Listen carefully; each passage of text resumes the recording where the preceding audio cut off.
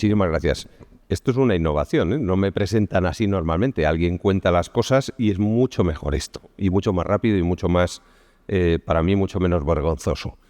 Lo primero, daros las gracias a todos los que habéis hecho el esfuerzo de estar hoy aquí esta tarde. Desde luego a Jesús y a todo el equipo que ha hecho posible unas jornadas que le decía yo al alcalde que son muy innovadoras. No he encontrado una cosa parecida en los años en los que he estado desarrollando ponencias como esta o teniendo que participar en encuentros para hablar de estos temas, y es cierto que esta temática se trata muy pocas veces. Probablemente, como decía el alcalde, porque lo público tiene mucho miedo a comunicar, porque lo público tiene muchísimo más miedo a contratar comunicación. Eso siempre es complicado y siempre genera ruido y siempre acaba siendo algo que puede volverse un problema.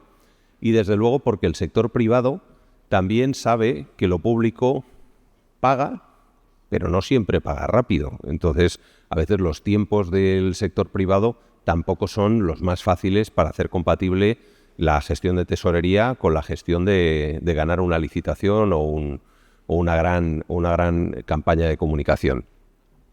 Pero, como le decía a Jesús y le decía al alcalde también, que además es que me encanta porque cuando él habla de que hemos estado 2 o 3 horas caminando, ya sabéis que es cierto. O sea, lo que pasa es que la diferencia es que el alcalde lo hace todos los días y yo acabo reventado. O sea, yo llegué aquí el avión en Japón, que no os puedo contar cómo acabé. O sea, íbamos Josep Piqué y yo en el mismo vuelo, y yo no volví a hablar con Josep Piqué hasta que aterrizamos. O sea, estábamos derrotados.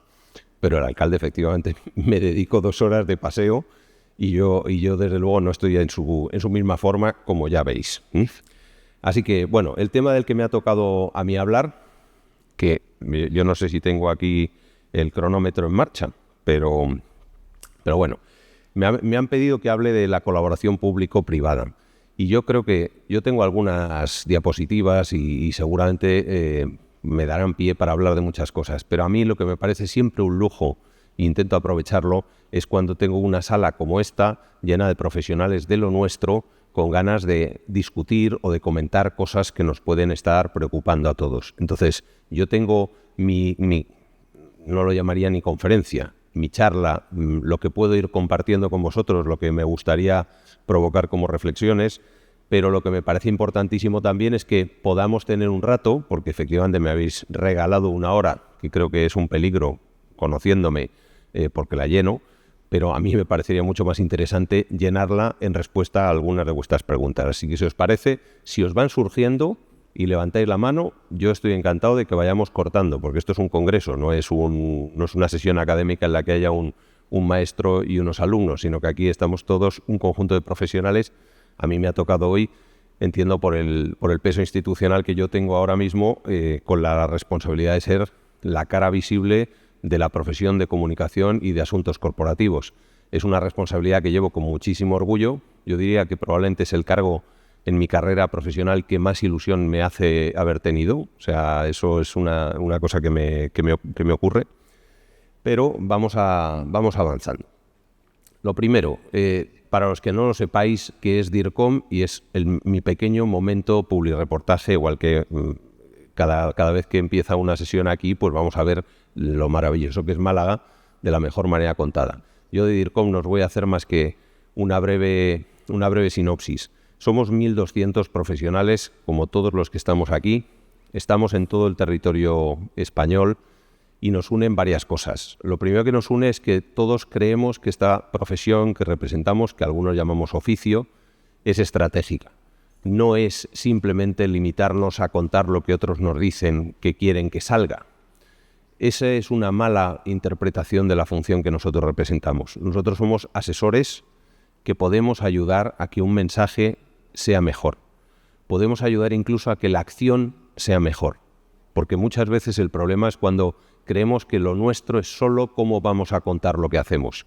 Y hay muchos temas en los cuales nosotros podemos decirle a quien tiene que tomar las decisiones, es una mala decisión. Aunque yo la conte muy bien, es una mala decisión. Y si tenéis en la cabeza casos de crisis que hemos vivido, el sector financiero es clarísimo, muchas malas decisiones de carácter comercial que generaban un retorno a corto plazo, se han convertido en la losa reputacional para un sector entero como es el sector de los servicios financieros.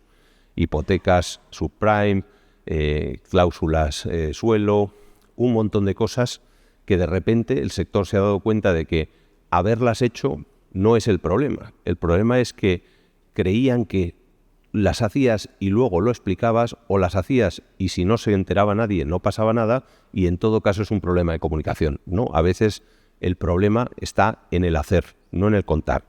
Nosotros, si somos un asesor estratégico y estamos suficientemente arriba en la cadena alimentaria, podremos a veces darle a un decisor, ¿por qué no un político también, un decisor político y no solo corporativo, argumentos de por qué una decisión puede ser mala? No en términos de comunicación, sino en términos de opinión pública, de rechazo social, de creación de problemas, probablemente de pérdida de una base electoral para futuros comicios. Eso es lo que un asesor de comunicación hace muchas veces. Y de esos, como digo, 1.200 estamos en esta asociación desde hace 30 años. Es la asociación decana de lo nuestro y lo bueno es que todavía tenemos muchos de los que fundaron la asociación a los que uno se encuentra. Ayer estaba celebrando en Madrid una jornada sobre Valencia y empresas valencianas, y estábamos con Carlos Mazón, el presidente de la Comunidad Autónoma, y allí teníamos a José Luis Sanchís. Los que os habéis dedicado a la comunicación política, pues sabéis quién es José Luis Sanchís. Pues claro, verlo allí sentado, cogiendo un AVE desde Valencia para venir a una jornada en Madrid, pues te hace sentir que esto realmente sigue siendo una asociación por la que hay gente que moviliza a un señor de 80 y muchos años para que se plantee en una jornada para poder hablar de estos temas, ¿no? Eso es lo que nos une, nos une un propósito. Y hoy vamos a hablar de cómo ese propósito se puede plasmar cuando estamos hablando de la comunicación institucional y en particular de la comunicación institucional local. Probablemente es el ámbito en el que la comunicación, como siempre dice cualquiera que como Paco tiene la suerte de ser alcalde en su ciudad, el puesto político que casi todo el mundo anhela es el ser alcalde. Es cuando realmente ves el impacto de lo que tú estás haciendo de una manera diaria y lo ves transformar una ciudad. Claro, el que conoce Málaga desde hace décadas, pues lo ha visto perfectamente. Lo que ocurre es que la persona que uno ve al otro lado resulta que siempre es la misma. Luego, probablemente Málaga es uno de los mejores sitios donde uno podría hacer una jornada como esta para ejemplificar cuando lo público y lo privado se unen en un propósito común que es superior al de las individualidades. La ambición con la que se pueden plantear las cosas es tremenda. La fuerza, el pegamento con el que somos capaces de unir voluntades es tremendamente poderoso. Esa es la ventaja de lo que está cerca del ciudadano, del votante, del consumidor, del individuo. Y eso es lo que genera confianza. Cuando las instituciones comunican de una manera transparente, y otra de las frases que yo he dicho toda mi vida es que lo que mejor comunica es la verdad, o sea, el hacer. Tus obras son tu mejor manera de contar las cosas que haces, pues claro, el ciudadano las ve muy cerca cuando eso es del ámbito local. Y eso genera confianza, eso estrecha los vínculos, eso nos genera una unidad con nuestros conciudadanos que al final se traduce en credibilidad. Y los que trabajáis en comunicación política sabéis que la base para que un candidato sea votable es que sea creíble. O sea, si alguien sospecha que hay una diferencia entre la realidad y la percepción, o entre lo que uno dice y lo que uno hace, o lo que uno es, pues claramente en cuanto esa brecha es percibida por los votantes, se empieza a resquebrajar ese candidato y se empieza a resquebrajar toda la comunicación de una institución, si eso ocurre a nivel institucional. Y desgraciadamente estamos viviendo una época en España en que eso pues no nos es ajeno. No es la primera vez que pasa, probablemente no será la última, pero es cierto que todo eso genera una pérdida de confianza y de credibilidad en las instituciones. Y ese es un terreno en el que todo se hace muy inestable, todo se hace muy poco seguro. Y eso desmoviliza a la ciudadanía. Desmoviliza a la ciudadanía y eso al final hace que dejemos de participar. Y participar es la base de la democracia. Cuando uno piensa en los regímenes totalitarios, lo primero que uno va a intentar hacer siempre con la comunicación, que en esos casos se parece mucho más a lo que llamaríamos propaganda que a la comunicación, pero es comunicación al cabo. Es comunicación lo que hacía Stalin, es comunicación lo que hacía Goebbels. Desgraciadamente la comunicación se puede usar para el bien y se puede usar para el mal. Curiosamente, el término propaganda, muchos lo sabéis, viene precisamente de propaganda fides. Es un término creado por la Iglesia Católica para la difusión de la fe, pero tiene perversiones y se puede utilizar para muchas cosas. Pero uno de los elementos principales con los que se caracteriza la comunicación que intenta apoyar a regímenes totalitarios es la de la desmovilización del ciudadano. La escasa participación es la mejor garantía para que un régimen pueda perpetuarse. Por lo tanto, ¿cuál es el antídoto frente a ese autoritarismo?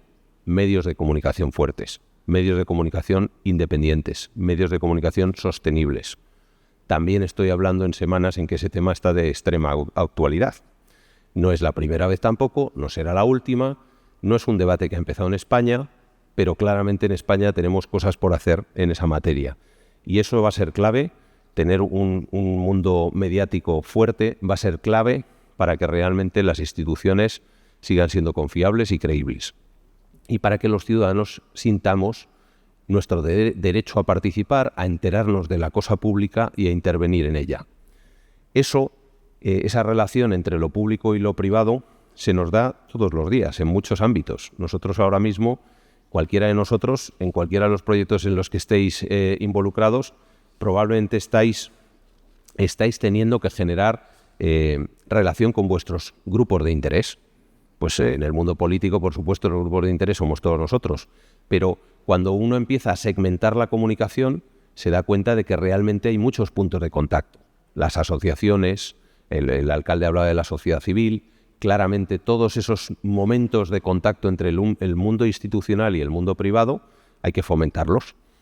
Y los grandes proyectos, las grandes iniciativas son los momentos en los que podemos encontrar muchos puntos de interés común. Y por eso es muy importante desarrollar la función de los asuntos públicos. Lo que nos ha pasado durante décadas, iba a decir, DIRCOM tiene 30 años, hace 2 años celebramos esos 30 años, ese 30 aniversario. Y lo hicimos, por ejemplo, creando, entre otras actividades, un documental. Hicimos un documental de cómo había cambiado la comunicación en 30 años.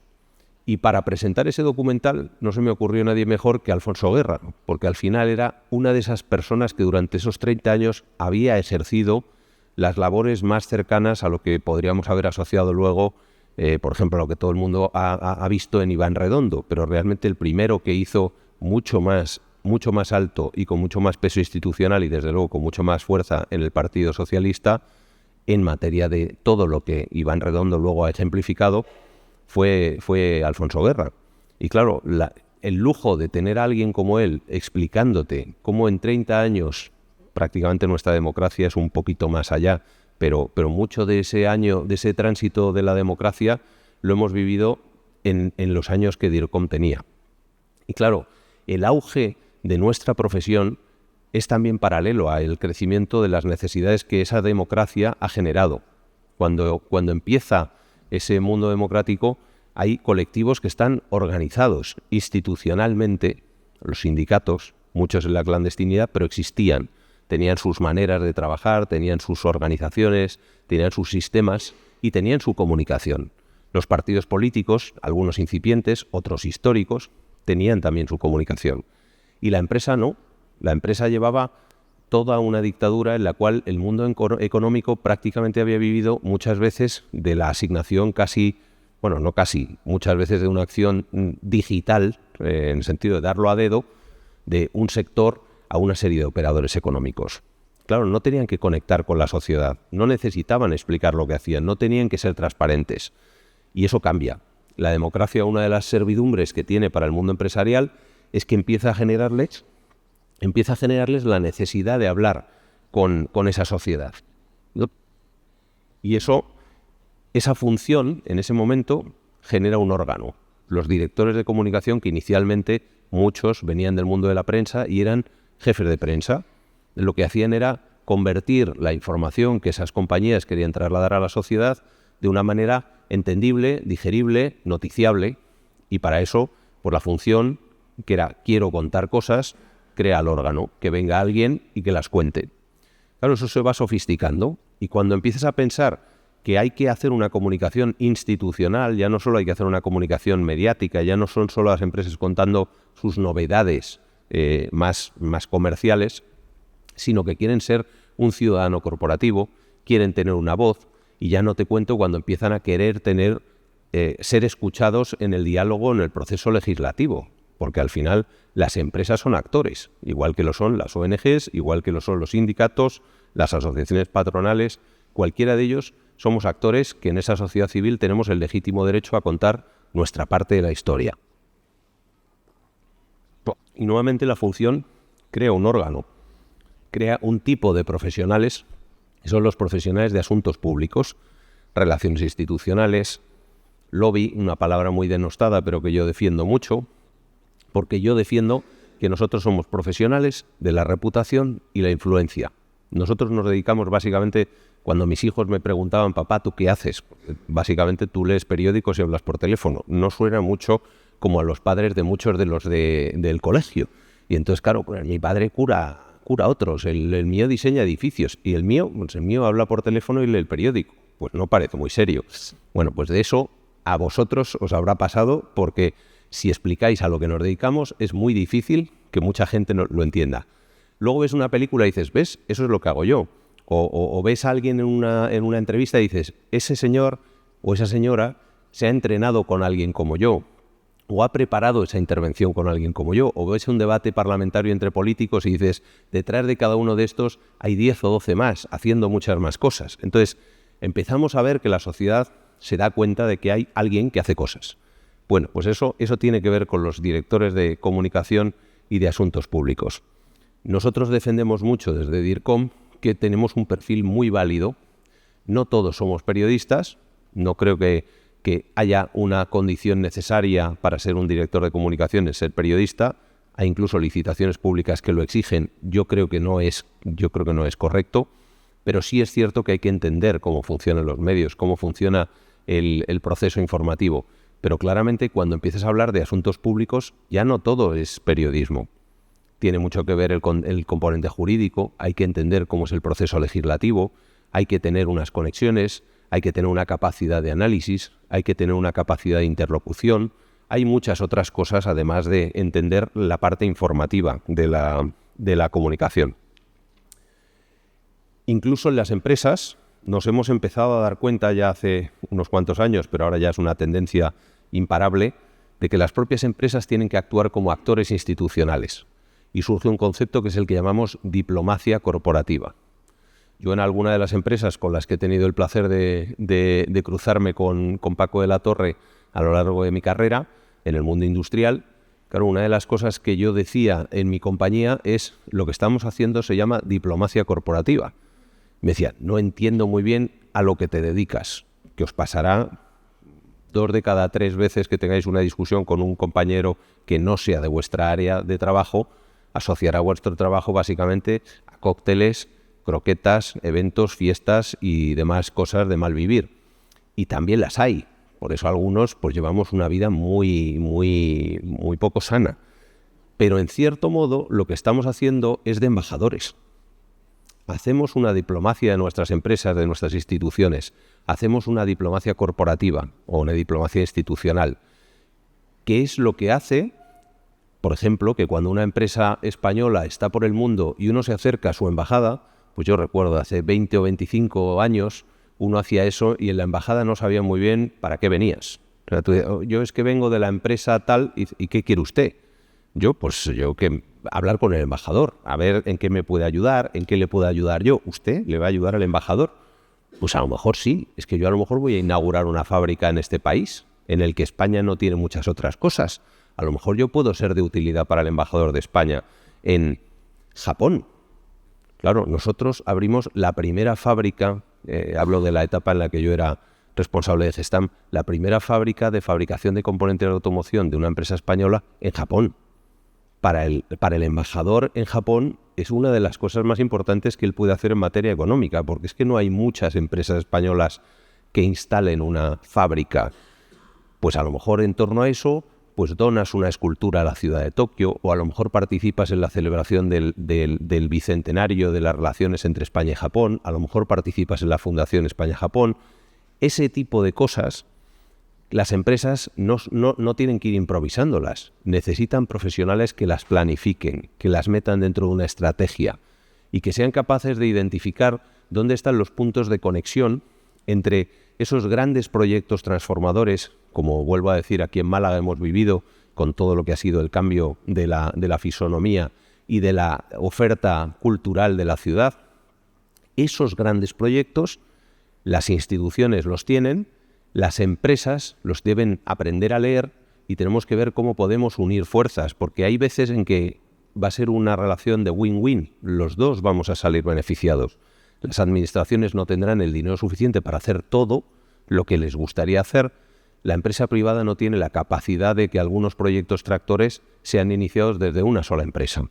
En esos momentos, la función de diplomacia corporativa y la función de asuntos institucionales o de public affairs, si lo decimos en inglés, pues cobra todo su sentido. Es en el momento en el que el profesional de lo nuestro sabe leer entre líneas qué le puede interesar a esa institución, a ese político, a ese colectivo, que a lo mejor se llama Unión Europea, o a lo mejor se llama Parlamento Europeo, o a lo mejor se llama Comisión de determinada dirección general, y empezamos a ver que hay puntos de conexión. Y esos puntos de conexión no son ilegítimos en absoluto, y en muchos casos además le dan al legislador, cuando tiene que regular sobre una materia, una información que de otra manera no tendría. Y ahí es donde entra el concepto de lobby. Esto se puede hacer, lo están haciendo múltiples administraciones a distintos niveles para hacer marca país, para hacer marca territorio, para hacer marca de ciudad. Pero a veces lo hacemos para proyectos que no son solamente de mi territorio o de mi ciudad. Y eso tiene una fuerza enorme, porque cuando volvemos otra vez a juntar los intereses comunes de una serie de territorios, pues por ejemplo ayer hablábamos sobre el caso de Valencia del corredor mediterráneo. Claro, si uno piensa en el corredor mediterráneo, no es un proyecto de Barcelona, ni es un proyecto de Almería, ni es un proyecto de Valencia, es un proyecto integrador. Pues cuando yo he hablado de lo mismo en el corredor atlántico, en mi época en que yo estaba en Alcoa, para mí era muy relevante abrir una línea ferroviaria directa de norte a sur que pudiera conectar muchas de las mercancías que tenemos que mover por todo el país. Son proyectos con una fuerza enorme y son proyectos en los que realmente puedes aglutinar muchísimas voluntades. Ahí nuestro papel, que a veces es simplemente saber las agendas de cada uno, cómo puede haber puntos de conexión, establecer tierra común sobre la que podamos articular mensajes y también muchas veces canalizar la escucha social, saber qué piensa la sociedad al respecto de uno de esos temas. Porque muchas veces las sociedades no están diciéndolo todo, lo dicen con sus votos cada 4 años, pero no lo están diciendo todo, pero nosotros tenemos mecanismos para oír lo que está pasando. Sentimiento en las redes sociales, posicionamiento en los medios, en focus group, demoscopia, sondeos, cualquiera de las iniciativas que nosotros tenemos nos permiten tomar la temperatura, que por cierto aquí la tengo alta y yo estoy sudando mucho, sé que me vais a perdonar, pero vamos a seguir avanzando. Y en esto llegó una cosa que se llama la desinformación. Ahora le damos una enorme importancia a este tema, pero es un tema consustancial a lo que somos y a lo que hemos sido siempre. Se empezó usando en cualquier conflicto, en cualquier guerra, por muy atrás que nos vayamos en el tiempo, siempre hubo esa gente que daba información interesada e incorrecta, que decía dónde estaba el enemigo, cuándo iba a atacar o cuándo no iba a atacar, para pillarle desprevenido. O sea, esto ha existido siempre, casi siempre asociado al ámbito militar, porque los espías o lo que llamamos los quintacolumnistas, los que estando detrás de las filas enemigas intentan trasladar mensajes falsos, eso ha existido siempre. Lo que no existía siempre eran las redes sociales. La combinación de eso, de esa desinformación, que muchas veces ahora llamamos fake news, pero que en realidad, si son news, son verdad. Si son fake news, son mentiras. O sea, lo podemos llamar como queramos, pero fake news es la mentira de toda la vida. Pues la desinformación es el intento de influir en otro con malas artes y normalmente con mentiras. Claro, a eso le añades las redes sociales y el potencial de viralización y de capacidad de llegar que tienen las redes sociales es enorme. pero además tienen un factor perverso, que es que las redes sociales me llegan de gente a la que yo he querido meter en mi grupo de amigos, a la gente que yo le he otorgado mi confianza. Y si pensáis en cualquiera de los grupos de chat que vosotros tenéis, si hicierais el ejercicio de poder pasar por una verificación cada una de esas cosas que os llegan normalmente en el chat del colegio, en el chat de la familia, en el chat de los cuñados, o sea, hay unos chats por ahí que los carga el diablo, pues cuando uno empezara a verificar todas esas noticias que te llegan por ahí, os daríais cuenta de que una buena parte de ellas no son verdad. Esa imagen que te están dando no es de Gaza de ahora, es de hace otros años. No era Ucrania eso que te dijo, no era... Las palabras que te llegan de Pedro Sánchez no las dijo ayer, las dijo hace tiempo. Aquello que te sacan de Feijóo es de cuando estudiaba la carrera. O sea, eso, si tú lo pudieras verificar, te darías cuenta de que muchas veces no es real. Es real, pero no es verdad. Y sobre todo no es veraz, porque te lo están contando como otra cosa que no es. Eso es lo que hoy se ha convertido en un fenómeno que toda la Unión Europea considera su mayor riesgo para la existencia del proyecto europeo. La desinformación, entendida como la injerencia de terceros, normalmente de otros estados, que quieren influir y desestabilizar el sistema de democracia occidental en el que nosotros nos desarrollamos. Eso lo estamos asociando muchísimo a Rusia y ahí está plenamente demostrado que Rusia ha tenido efectos de injerencia en muchos de los procesos que se han desarrollado en regímenes democráticos, desde el Brexit en Reino Unido hasta el proceso secesionista en Cataluña y las elecciones americanas. Lo que no había quedado demostrado es que eso hubiera funcionado. Pero ahora empezamos a tener dudas de cuántas de las decisiones que democráticamente hemos podido tomar en muchos de esos procesos han sido espontáneas o libres o decisiones basadas en nuestra propia decisión y no han sido basadas en la influencia que un tercero ha podido tener sobre nosotros. Y la conclusión, tristemente, es que muchas de esas decisiones sí se han basado y se han visto influidas por los demás. El otro día yo tenía la oportunidad también de abrir unas jornadas que hicimos junto con la Unión de Televisiones Comerciales en Abierto, que son todas las cadenas de televisión, y que ya la verdad es que pues, está representado todo el espectro. Ya tienes las cadenas generalistas y tienes al Barça y al Madrid TV. Y esta gente, junto con nosotros, hablábamos en el Parlamento Europeo, en la oficina de Madrid del Parlamento Europeo, con gente de los servicios secretos, con gente del Ministerio, con gente de Seguridad Nacional, con las propias asociaciones de la prensa, porque a todos nos preocupa esto. Porque esto es una amenaza, y también lo ha dicho Paco de la Torre, que no nos hemos puesto de acuerdo, pero la verdad es que me ha gustado mucho porque muchas de las cosas que él dice son las que yo estoy diciendo esta tarde. Muchas de esos públicos nos hemos dado cuenta de que realmente, en la medida en que no somos libres al tomar nuestras decisiones, estamos atacando la esencia pura de la democracia. Nuestro sistema político se basa en que el individuo es capaz de tomar decisiones con un criterio informado. Se puede equivocar, pero es su decisión. Pero si el individuo no está tomando la decisión basándose en su criterio, sino en lo que le estamos haciendo creer, y eso además tiene un plan, la desinformación normalmente se caracteriza también porque tiene un objetivo último. No es algo que va pasando, es algo que alguien hace porque tiene un plan.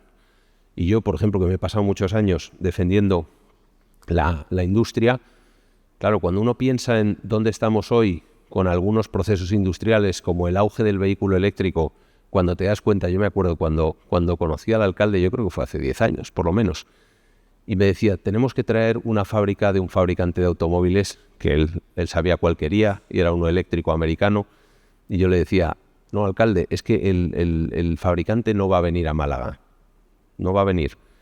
En todo caso, pensemos en traer la fábrica de baterías. Fijaros que lo que ha llegado a España es una fábrica de baterías. Ha tardado 10 años más de lo que yo decía.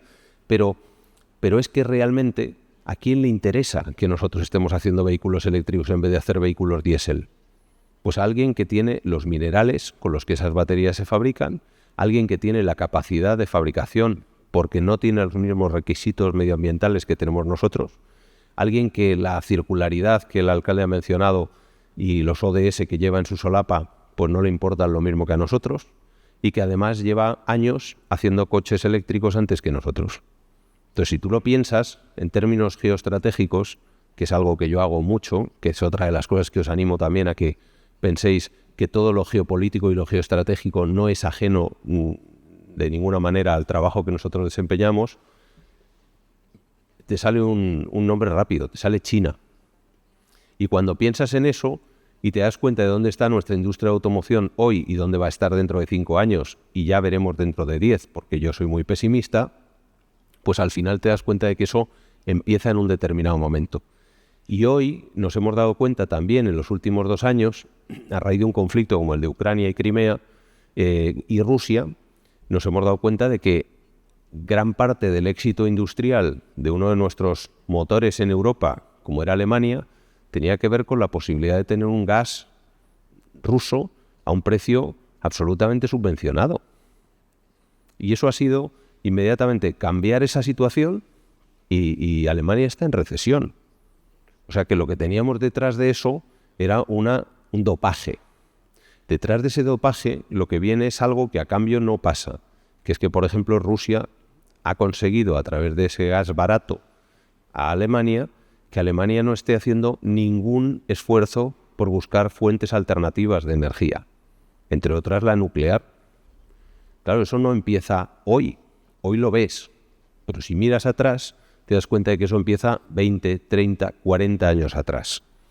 Eso es una de las cosas que nuestra manera de ver el mundo nos enseña, que es, tú piensas a quién le benefician las cosas, piensas quién está detrás, por qué me llega esta noticia, quién me quiere contar esto. Y si eres un poco periodista en esto y pones en duda que cuando alguien te viene a contar algo, tú dices, ¿por qué me cuentan esto? ¿Y qué quieren de mí? Bueno, pues esto en términos geopolíticos y geoestratégicos lo hacemos muy poco. Nuestros gobiernos lo hacen muy poco. La Unión Europea lo ha hecho poquísimo. Y esto está teniendo consecuencias que ya veremos si son reversibles en el medio y largo plazo. Y en todo eso, gran parte de esos fenómenos tienen que ver con campañas orquestadas de desinformación, de bulos, de manipulación de la opinión pública. Y eso, en nuestro caso, nos ha llevado también a dar un paso adelante. Nosotros hemos dicho, junto con los periodistas y junto con la Seguridad Nacional, con el Departamento de Seguridad Nacional, pues nosotros hemos dicho, cuenten con nosotros, porque no queremos ser parte involuntaria y normalmente bien intencionada de la distribución, de la diseminación de informaciones que no siempre son correctas.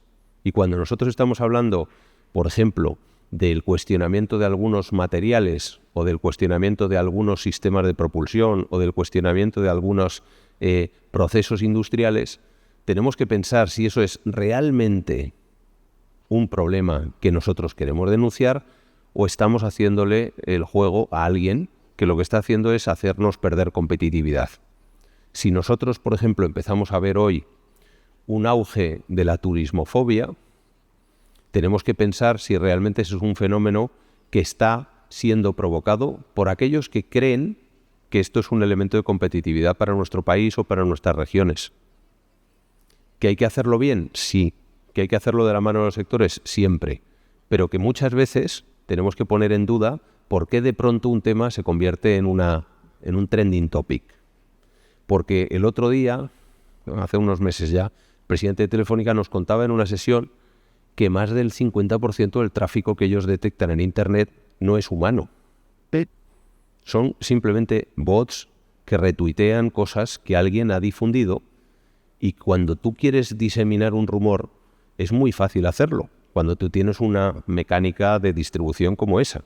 Y lo único que tienes que hacer es tener cientos de miles de bots retuiteando las cosas que tú has definido. Pues hay ejércitos de personas dedicadas a inmiscuirse en la manera en que las sociedades occidentales estamos decidiendo cosas. También lo hacen en sus sociedades no occidentales, pero es que es mucho más fácil. Manipular a la opinión pública en Irán o manipularla en China es claramente mucho más sencillo que manipularla en Alemania o en Francia o en los países escandinavos, porque hay una sociedad civil, porque hay unos medios de comunicación, porque hay profesionales. Pues nosotros hemos defendido que los DIRCOM tenemos también algo que hacer y algo que decir en esa malla que entre todos tenemos que tejer para luchar contra la desinformación. Vosotros tenéis herramientas. Da igual si estáis en el ámbito público o en el ámbito privado, pero vosotros escucháis al consumidor.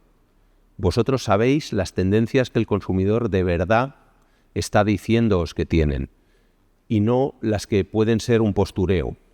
Cuando hablamos ahora por ejemplo hablamos de los ODS y más o menos los entendemos, pero muchos de esos ODS llevamos hablando de ellos 25 años, los hemos llamado de diferentes maneras. Cuando eso es una tendencia social, nosotros lo vemos, porque nuestros clientes compran productos que son más caros porque son ecosostenibles. Hasta que no los compran, nosotros sabemos que lo dicen, pero no lo hacen. Pero cuando empiezas a ver que vendes un producto que es más caro, entonces te das cuenta de que el consumidor empieza a valorar cosas que antes no sabías si valoraba. Cuando empiezas a no querer trabajar en empresas porque algunos de los daños reputacionales que han tenido cuestionan si respetan a las mujeres o si respetan a las minorías, el día en que cuando tienes una oferta de trabajo hay gente que dice no gracias, yo es que ahí no quiero trabajar, ese día estamos haciendo lo que en inglés llamamos walk the talk. Es cuando de verdad votas con los pies, cuando haces las cosas y no solo las dices. Porque para el consumidor decirnos en un sondeo, sí, estoy comprometidísimo con esto, sí, yo creo firmemente en esto, pero no es lo mismo que ¿contrataría usted una mujer mañana? Y hay gente que te dice, por supuesto, bueno, aquí tiene un currículum ciego, y luego resulta que es una mujer, y hay gente que te dice, bueno, ya, pero es que decir o hacer. Cuando nosotros, los DIRCOMs, vemos lo que la gente hace, podemos empezar a detectar una tendencia que es mucho más real, mucho más implicada de verdad en el territorio de lo que es solo cuando nos lo dicen. Y ahí tenemos que asumir responsabilidades. Nosotros también tenemos que a veces decir, creo que me están colando un gol. Nos llega información, nos llegan rumores, nos llegan campañas, nos llegan presiones que muchas veces, por ejemplo, yo he vivido presiones para etiquetar en catalán. No las he vivido ahora, ni en la época del procés. Las llevo viviendo 20 años. Porque sistemáticamente pasaba y de pronto era un clamor, etiqueteo en catalán. Y dices, pues no es un clamor. Lo que pasa es que yo puedo recibir 100.000 llamadas, puedo recibir 50.000 cartas y ahora puedo recibir 1 millón de mails. Pero eso no significa que la sociedad quiera eso. Significa que hay alguien que puede estar pensando cómo voy a provocar que la sociedad quiera algo o cómo voy a provocar que el que toma decisiones las tome pensando que es lo que la sociedad quiere. Y ahí ya estamos volviendo a hablar de el poder que la comunicación puede tener. Por eso nosotros hemos intentado trabajar en códigos de buenas prácticas, hemos intentado hacer jornadas como la del otro día y estamos abogando también por una iniciativa de lobby que llamamos los técnicos de comunicación del Estado. A mí me gustaría imaginarme que una estructura del Estado tiene profesionales, igual que tiene abogados del Estado, técnicos de comercio del Estado y otra serie de profesionales que, aunque cambien las decisiones políticas, siguen dándole una consistencia, es decir, la manera en que el Estado gestiona sus contratos y gestiona su parte jurídica no puede reinventarse cada 4 años. Hay una serie de corpus que se mantienen. ¿Por qué cada 4 años alguien quiere cambiar totalmente la comunicación? Cuando hay un montón de cosas que son institucionales, que como decía el alcalde, hay cosas que tenemos que seguir contando con independencia de quién vaya a ocupar los sillones que podemos cambiar cada 4 años. Porque hay gente que tiene que estar haciendo que el Estado comunique a los distintos niveles de la administración con profesionalidad, con criterios éticos, con claridad, con un lenguaje claro. Estáis oyendo hablar cada vez más del lenguaje claro en la administración. Los ciudadanos no nos entienden.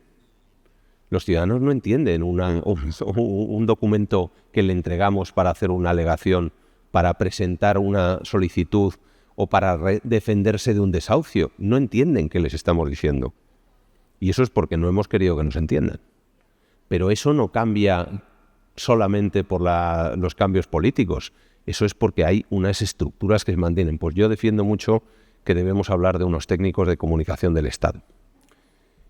Y vamos terminando ya para que podáis, si tenéis alguna pregunta, esto lo paso porque básicamente esto es un código que firmamos en su día de buenas prácticas con la Federación de Asociaciones de la Prensa, con la PIE de Periodistas de Información Económica y con la Asociación de la Prensa de Madrid, que junto con la de Sevilla son de las más grandes de España, un código de buenas prácticas. Básicamente el resumen de esto es: la publicidad no te puede garantizar buena prensa, lo simplifico mucho, pero la publicidad no puede garantizarte buena prensa y los medios no pueden entender que se consigue publicidad a base de hacer daño o noticias negativas a una marca.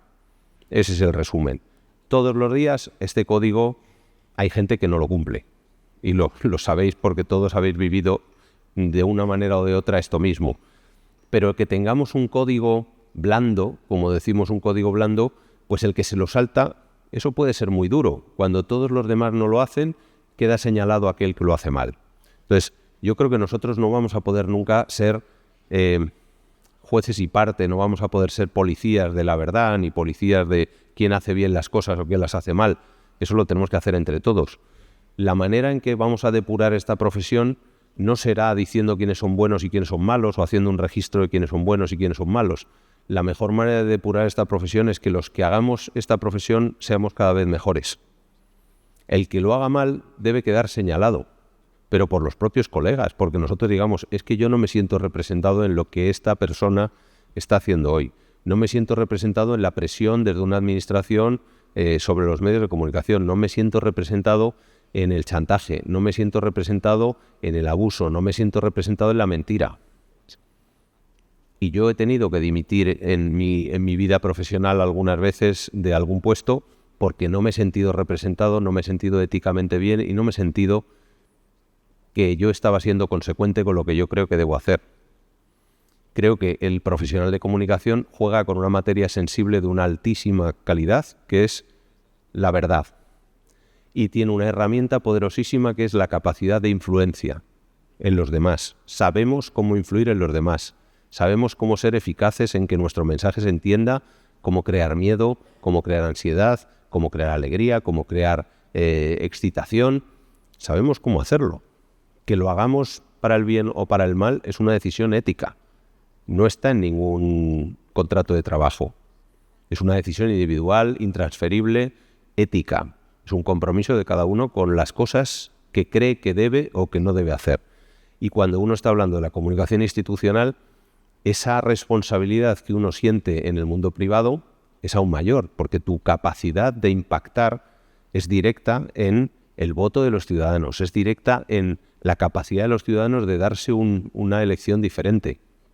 Y por lo tanto, tenemos que ser conscientes de que de lo que estamos hablando tiene un enorme peso, tiene una enorme importancia y tiene un valor fundamental para que nuestras democracias sigan siendo democracias en el futuro. Y ahí los DIRCOMs, como directores de comunicación y de asuntos corporativos, yo reivindico que debemos tener un papel y una capacidad de influir en todo ese debate y no limitarnos a ser simplemente los altavoces de aquello que nos digan que debemos transmitir.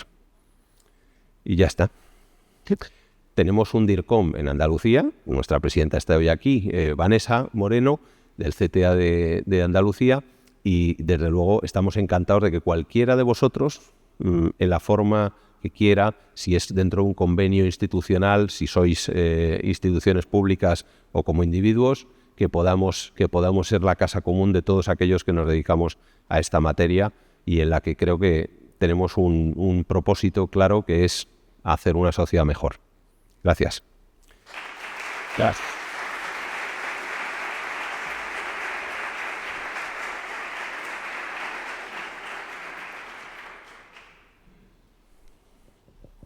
Así, muy bien. Muy buena. Hay que animarlo.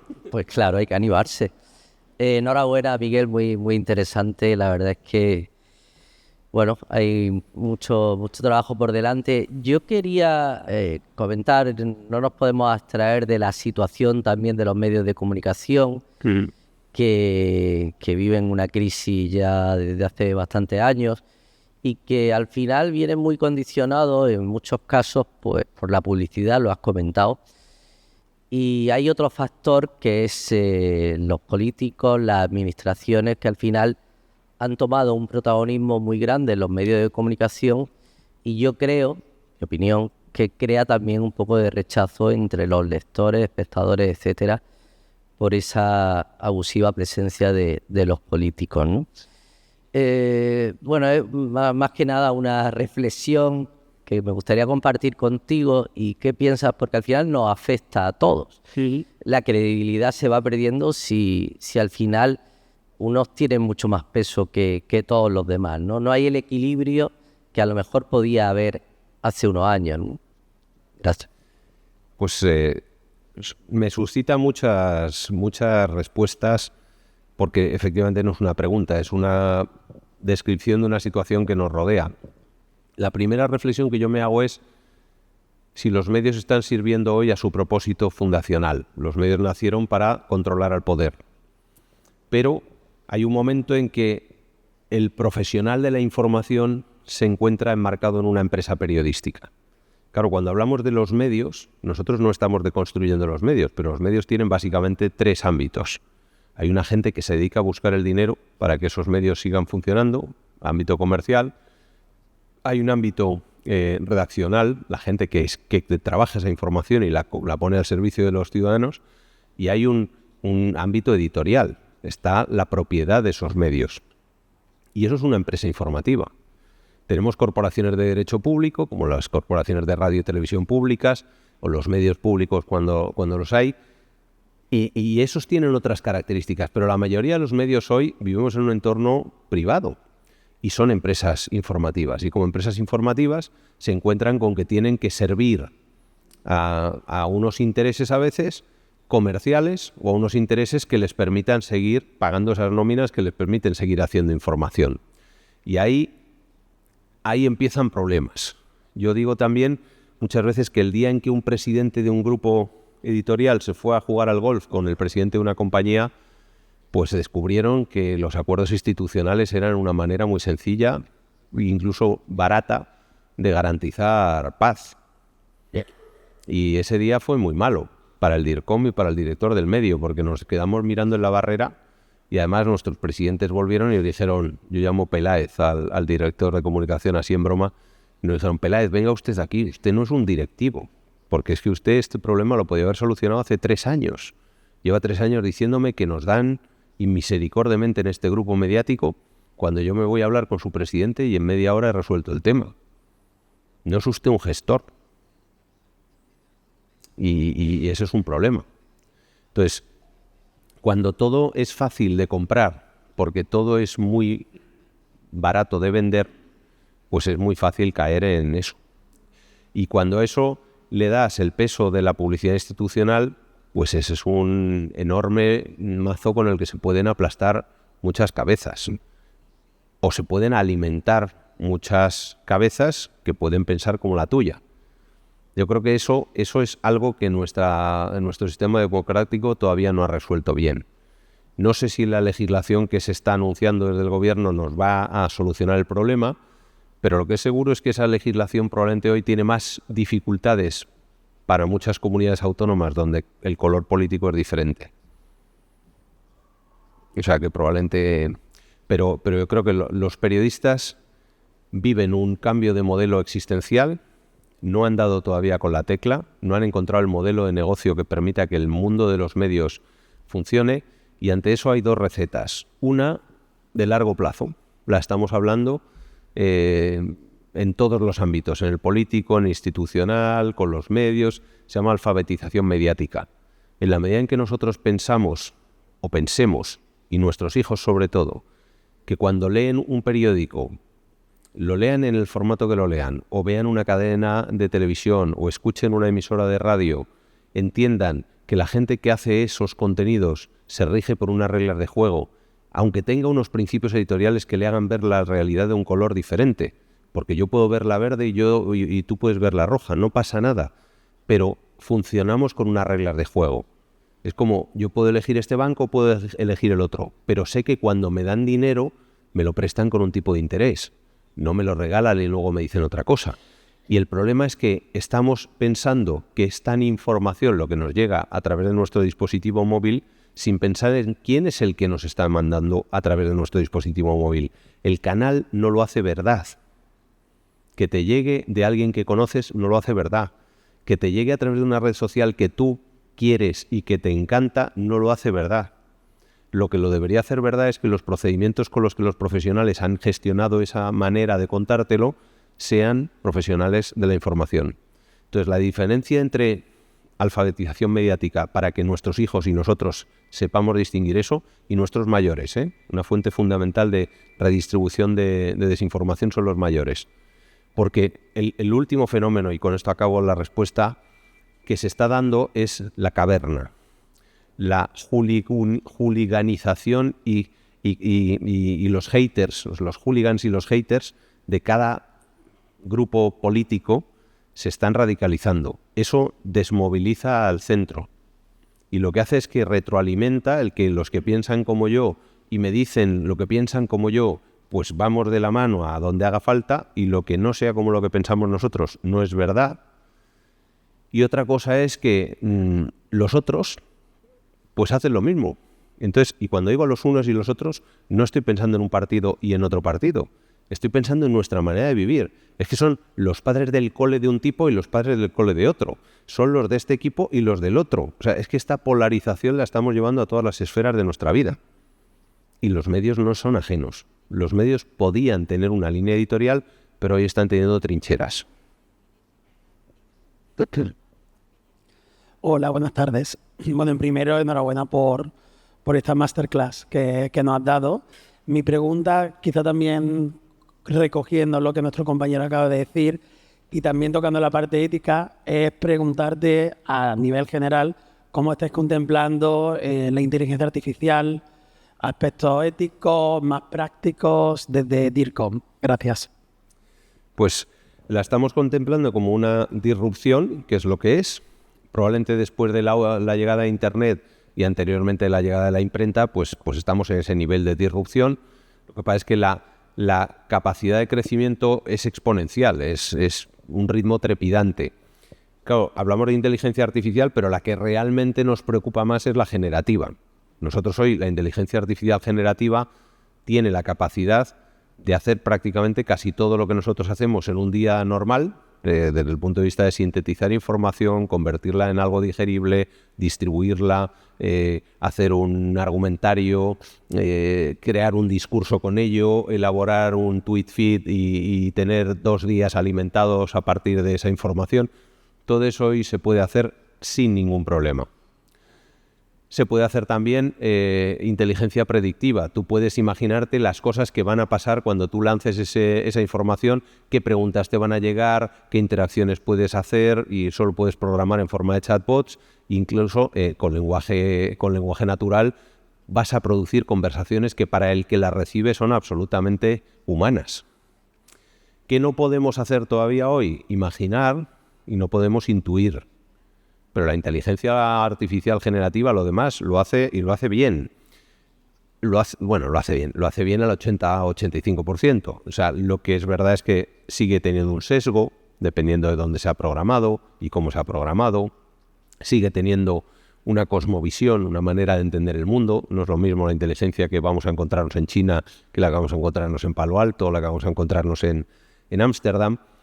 Y sigue teniendo la necesidad, en mi opinión, de una curación, de un curator que sea humano y que ayude a ir matizando un poquito más, haciendo el ajuste fino. Dicho eso, la inteligencia artificial generativa tiene un enorme potencial para nuestro sector. Primero porque empieza a ser mucho más importante la pregunta que la respuesta. O sea, a diferencia de lo que ha pasado siempre, que tú cuando ibas a un buscador solo metías 2 o 3 cosas y el buscador ya interpretaba qué es lo que querías saber y te devolvía un montón de respuestas. Incluso ahora ya han empezado a devolverte preguntas. Tal vez quisiste preguntar, bueno, pues en la inteligencia artificial lo importante es lo que preguntas, el prompting, lo que preguntamos. Y nosotros, aquí en esta sala, muchos sois más de mi quinta que de la de mis hijos, pues sabemos preguntar mejor que nuestros hijos. Eso es una ventaja generacional. Nos preocupan más las preguntas que las respuestas. Sabemos preguntar muy bien. Preguntamos de una manera, enseñamos, damos algo de contexto, y eso a la inteligencia artificial generativa le va muy bien. Entonces yo creo que eso es positivo. Dicho eso, la importancia de la ética va a ser brutal, porque lo que vamos a ser capaces de hacer, yo lo dije hace 3 años en una conferencia que di, dije, y claro, yo he trabajado en animación, o sea, una parte de mi carrera he trabajado en animación y he lanzado películas de animación. Lo que podemos hacer hoy con deepfake no es solo que Lola Flores beba Cruzcampo, es que Zelensky se rinda o que Putin invada otra cosa, y eso lo vamos a ver. Y hoy, yo me acuerdo en una reunión que tuve con servicios secretos hace algún tiempo, me decían, lo que más nos preocupa hoy no es el ataque material, es decir, que te tiren la torre de comunicaciones, o el ataque de software, de interacción con la máquina. Lo que nos preocupa hoy es el daño cognitivo, el riesgo cognitivo. Cuando nosotros vemos algo que es totalmente verosímil, pero puede no ser verdad. Porque eso genera un miedo, imaginaos lo que es el terrorismo. Claro, lo que hay detrás del 11 de septiembre son muchos millones de dólares para conseguir la logística necesaria para poder hacer lo que se hizo. ¿Qué hay detrás de ver a un vídeo que se viraliza en todo el mundo de alguien vestido con un mono naranja al que le degüellen en directo? La diferencia del coste es una superproducción de Hollywood o una película low cost. Pero el impacto y la viralización que eso puede tener es igualmente enorme, planetaria. Y tú el 11S lo podías haber hecho en una película, lo podríamos haber visto en una película, pero a nadie se le ocurrió. Pero el degollamiento en directo de alguien vestido de Guantánamo lo puede simular perfectamente. Ese es el riesgo que tiene todo esto. Que los que tenemos que tener el criterio de pensar si esto que estoy viendo es verdad o no, pasamos a ser nosotros. Y nuestra delegación para que alguien haga ese trabajo por nosotros eran los medios.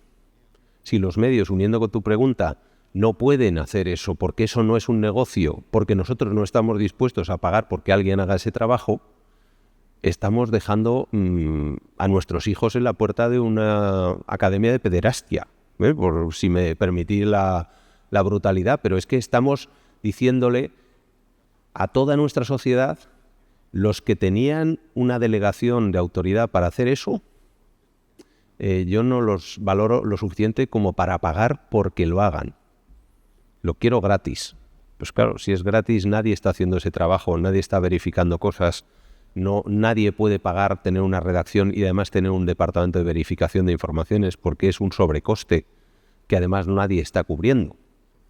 Entonces, el sistema tenemos que reflexionarlo entre todos, pero el sistema hoy requiere ajustes que son profundos y que no se pueden hacer sin que la propia sociedad reconozca que hay un valor intrínseco en tener medios para garantizar la libertad de criterio de la ciudadanía.